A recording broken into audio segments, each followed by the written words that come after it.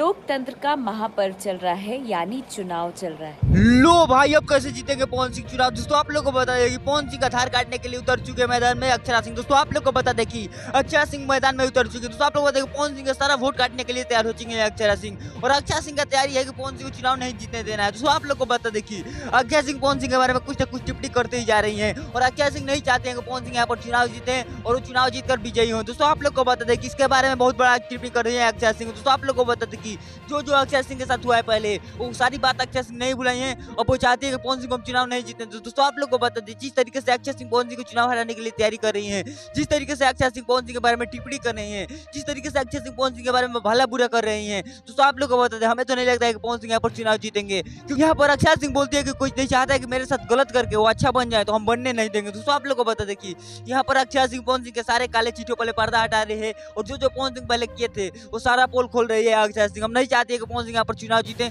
और वो नहीं चाहती है कि पवन सिंह सांसद बने। दोस्तों आप लोग को बता दें कि अक्षरा सिंह और पवन सिंह का छवि खराब करने पर तुल चुकी है। सारी अपडेट मैं आप लोग को देते रहेंगे। हमारे चैनल पर नए चैनल को सब्सक्राइब कर लीजिएगा। मिलते हैं दोस्तों किसी नए वीडियो में किसी नए टॉपिक के साथ, तब तक के लिए बाय।